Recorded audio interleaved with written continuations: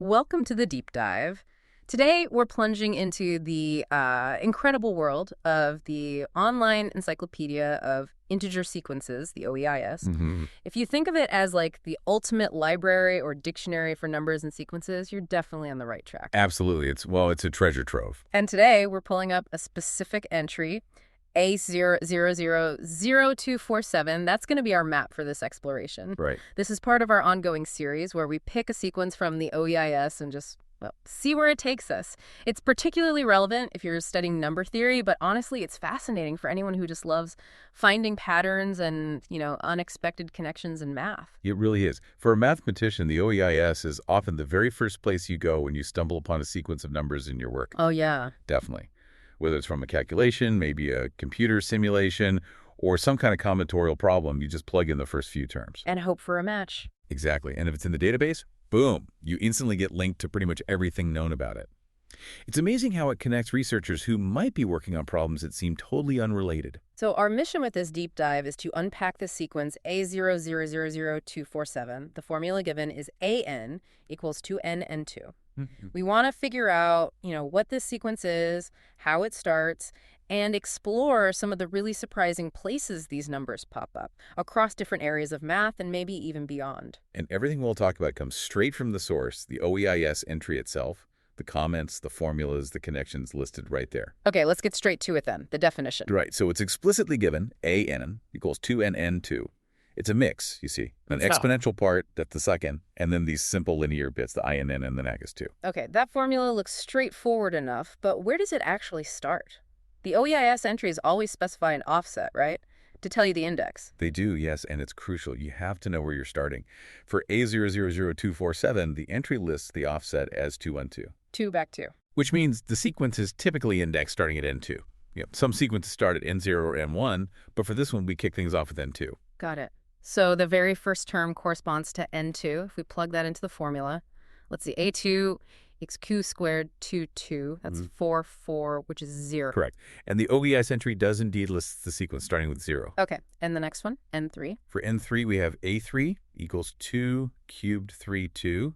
That's 8, 5, which gives us 3. Right, and the sequence goes on. A4 would be 2 to the 4th. That's 16 minus 4 minus 2, so 16 6 is 10. Exactly. Then A5 is 2 to the 5th, 32 minus 5 minus 2. That's 32, 7, 25. So the sequence starts 0, 3, 10, 25. The next ones listed are 56, 119, 246, 501. Okay, so it starts off pretty small with that 0, but then it grows reasonably quickly. That tuck-in term really takes over. Precisely. The exponential growth dominates pretty fast. Yeah. But, the initial terms might not look like much on their own. Where the OEIS entry gets really interesting is the comments section. Yes, that's where the context comes in.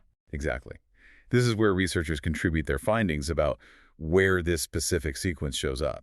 Maybe as the answer to some counting problem, or describing the structure of some mathematical object. And these connections are often incredibly diverse, aren't they? Like, they span areas of math you wouldn't normally think are related at all. But that's the magic of it. It's like finding the same hidden pattern appearing in completely different puzzles.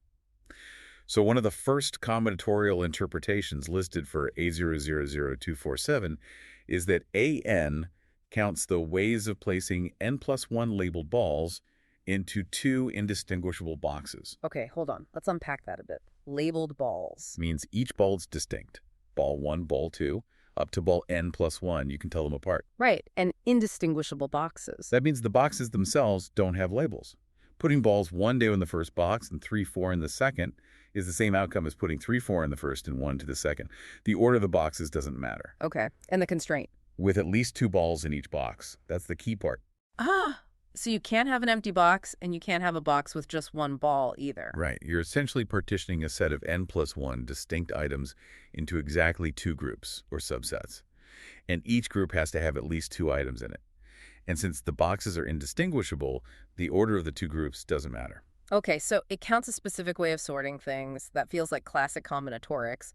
But then the entry jumps somewhere else, entirely permutations. It does. It says AN is the number of permutations avoiding 13 to 2 that contain the pattern 23 to 1 exactly twice. Whoa.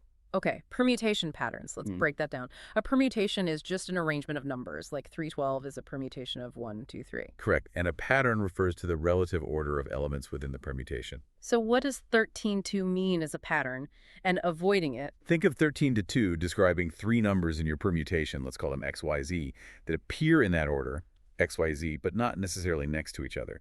The pattern means x, z, y.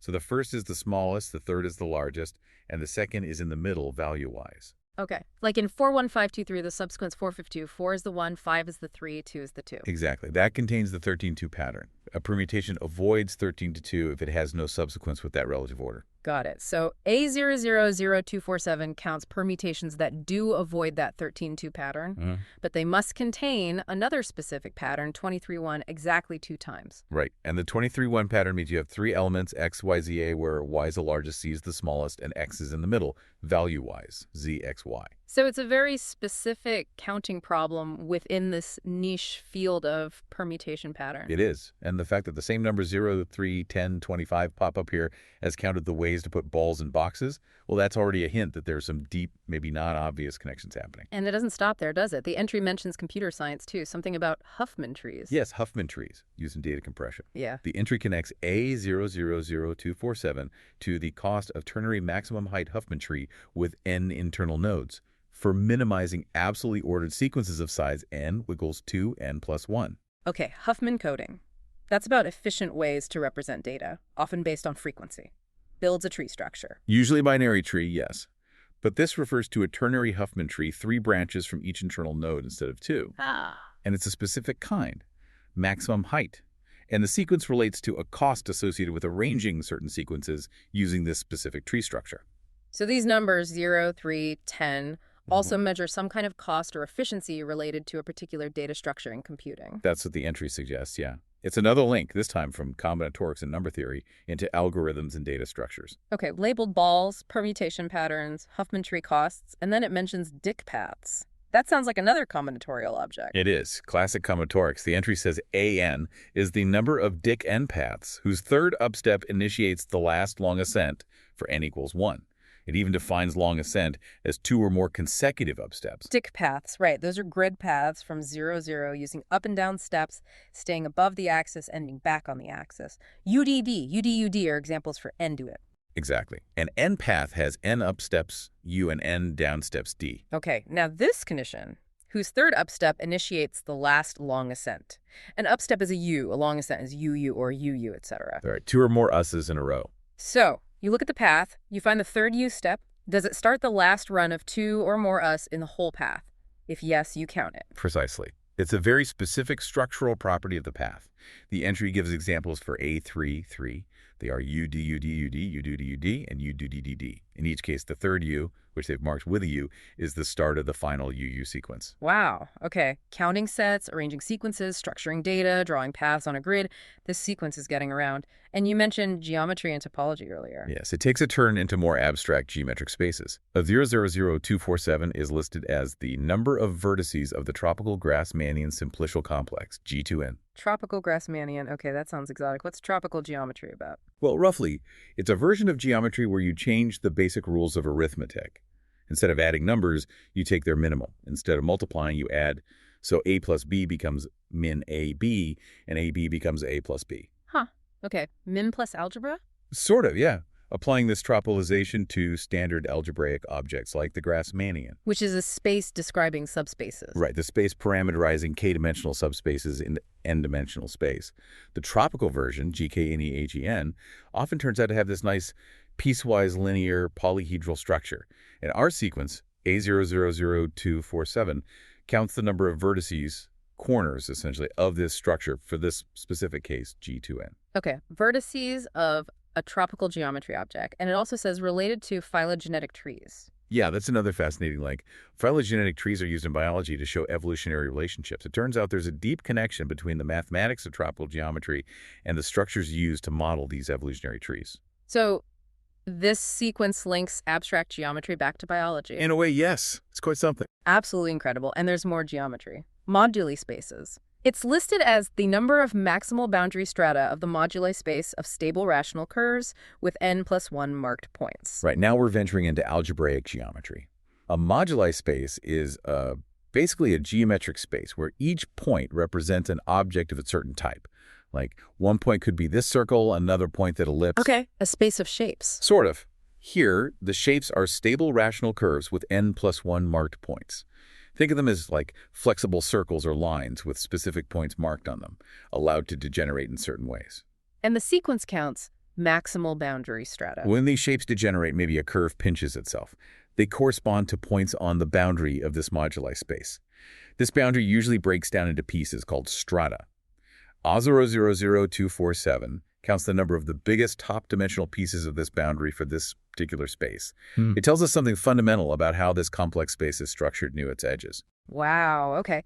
From sorting balls in boxes to mapping the structure of these high-level geometric spaces, the range is just mind-bending. It really is. And graph theory shows up too. It says for N2, AN2 is the number of connected, induced, non-null subgraphs of the N centipede graph. Note that index shift N2. Right. The centipede graph. Picture a path of n vertices like a spine, and then each vertex along the spine, except maybe the ends, depending on definition, has a single leg vertex attached. Looks like a centipede. Got it. An induced subgraph is what you get if you pick some vertices from the centipede graph, and then you keep all the edges that originally existed between your chosen vertices. Okay. Our sequence, but shifted by 2 in the index, so AN2 and 2, counts how many ways you can pick a set of vertices from the n centipede graph, such that the subgraph they induce is connected, all in one piece, and isn't empty or just a single vertex. Another very specific counting problem, this time from graph theory. And that index shift, as you said, is pretty common when sequences bridge different areas. Might mean slightly different things. Exactly. The parameterization just shifts sometimes. There's even a conjecture mentioned, connecting it to linear algebra, something about a matrix power. Yes. Yeah. Quite intriguing. It involves a specific NXN tridiagonal matrix that means non-zero entries only on the main diagonal and the ones right next to it. The matrix itself is defined based on n equals 2n plus 1. Okay. The conjecture is that if you take this matrix, raise it to the nth power, and apply it to a vector of all ones, then the n to the entry of the resulting vector is actually equal to an, our sequence value. So calculating 0, 3, 10, 25 could potentially be done just by matrix multiplication repeatedly. If the conjecture holds, yes. It suggests a really deep connection, maybe involving eigenvalues or spectral properties of this matrix, linking back to all those combinatorial things an. That's the power of the OEIS, isn't it? Revealing these totally unexpected links between different mathematical worlds. It's not just a database. It really is a map of the interconnectedness of mathematics. What's just fascinating here is how a sequence from such a simple formula, 2n(n)2, can be the numerical fingerprint for such wildly different things. I mean, from sorting actual discrete objects to these very abstract geometric spaces and linear algebra operations. It's the recurring wonder of the OEIS, truly. It provides, empirical evidence for the underlying unity of mathematical structures. When the same numbers show up again and again in seemingly unrelated fields, it's a huge flag. It usually means there's a deeper reason, maybe a hidden isomorphism, or a common underlying structure connecting them. So let's maybe dig into the structure of the sequence itself a bit more, beyond just the formula and where it pops up. The OEIS entry lists other descriptions, like generating functions. Yes, generating functions. Incredibly powerful tools in combinatorics. They essentially pack the entire infinite sequence into a single function. Like a compact representation. Exactly. And the entry lists both an exponential generating function, EGF, and a simple rational ordinary generating function, GF, for A000247. You can manipulate these functions algebraically to find properties of the sequence, prove identities, derive recurrences. Speaking of recurrences, the entry lists several of those too, ways to get the next term from previous ones. Right, which can give different insights than the direct formula. One simple one is an equal to an plus n plus 3. Okay, so double the previous term and add n plus 3. Yep. Another nice one relates it directly to powers of 2an n mass 1 plus 2n s 1. Ah, that one clearly shows how the difference between terms relates to that 2n part of the original formula. an 1 is 2n mass 1. Precisely. And then there's also a linear recurrence with constant coefficients. an, 4an(1), 5an(2), plus 2an(s)(3). This holds for ns5 onwards. That looks more complex. The signature is 4, NACDF2. What's the significance of that type? That's a really important class of recurrences. Sequences that satisfy these often have explicit formulas involving powers of the roots of a related characteristic polynomial. For this sequence, the roots are related to 2, 1, and 1. Which links back to the second and the linear terms in the original formula. Exactly. The existence of this kind of recurrence confirms a certain algebraic regularity in the sequence's structure. The entry also explicitly links it to other OES sequences, like A000295 and A000225. Right. A000225 is just 2n1, the Mersenne numbers if n is prime, and A000295 is n00000295n1. Wow, just off by one. These cross-references are gold mines. If you know something about A000295, you immediately know something related about our sequence A000247. It also mentions A000247 is a subsequence of another sequence, A158581. And for anyone wanting to actually compute these terms or play around with the relations, the entry helpfully includes code snippets. Yeah, in various systems like Maxima, PRRI, Magma, Sage, GAP, Mathematica. Makes it very easy to generate terms. Which supports the keywords listed for non-negative. Which we saw, it starts at 0. Easy for easy to compute. Which it is, with a simple formula or recurrences. And nice. Which seems fair, given all these cool connections. I agree. It feels like a nice sequence. The cross-ref section also reinforces that first combinatorial idea we talked about. It points to A000478 and A058844. Which are related. They count the same balls and boxes problem, but for 3 or 4 indistinguishable boxes instead of 2. So it puts A000247 directly in that family. And it's worth noting who contributed it, right? Yes, the entry shows it was contributed by the founder of the OEIS himself, Neil Sloan. And it's marked as approved, so it's a well-established part of the encyclopedia. Finally, that list of references, it's quite long. It is. And it shows the sequence has pedigree. It appears in classic combinatorics books, Comtet, Riordan, David and Barton, Sloan's own early work. So it's not just some recent find. Not at all. And it continues to appear in modern research papers, dissertations, online resources like MathWorld, MathStack Exchange, MathOverflow. It's clearly still relevant. People are still finding connections. So let's try and wrap this up. We started with a pretty simple formula. AN equals 2nn2, which generates the sequence 0, 3, 10, 25, and so on. Right. Grows exponentially. But the real story is where these numbers lead us. It's like a journey down a rabbit hole into, well, seemingly all sorts of different mathematical landscapes. Indeed. It acts almost like a mathematical Rosetta Stone, doesn't it? It translates between problems in discrete combinatorics, balls and boxes, permutations, paths, theoretical computer science, Huffman trees, advanced geometry, tropical Grassmannians, moduli spaces, graph theory, centipede subgraphs, and even linear algebra, that matrix conjecture. The same numbers cropping up everywhere, hinting at some kind of underlying unity. That's the power of the OEIS on display. This deep dive into just one entry, A000247, shows how it functions as this incredible tool for making unexpected connections, for seeing the unity of mathematics in action. It's a beautiful example of how these abstract patterns and numbers can reflect really concrete, albeit sometimes complex, structures across so many different fields. It truly highlights how researchers working on vastly different problems can, sometimes unknowingly, converge on the exact same sequence of numbers. It suggests there are shared fundamental properties just waiting to be fully understood. What stands out most to you from all these different interpretations we've touched on? I mean, do you still find it surprising that the same numbers count, say, ways to put balls in boxes and vertices on some tropical geometric object? That feels like a massive conceptual leap. It remains perpetually surprising, honestly. Even after seeing these kinds of connections for years, the breadth is often astonishing. For anyone listening, for further exploration, you could maybe pick one of those specific interpretations that caught your ear. Like the duck paths. Yeah, or the permutation patterns, or the centipede graphs. And dive into the references listed on the OEIS page for A000247. Try to really understand why this sequence is the answer in that specific context. What's the constructive proof or the bijection? Absolutely. The OEIS entry isn't just the end of the story. It's really a launch pad into any of these fascinating areas. So, maybe a final thought to leave you with. Just consider how a simple mathematical recipe, like 2n minus n minus 2, can simultaneously describe these structured arrangements, incredibly abstract geometric spaces, and even computational costs. It makes you wonder, what other simple formulas out there might be hiding similarly rich and varied interpretations, just waiting to be uncovered across the vast landscape of mathematics?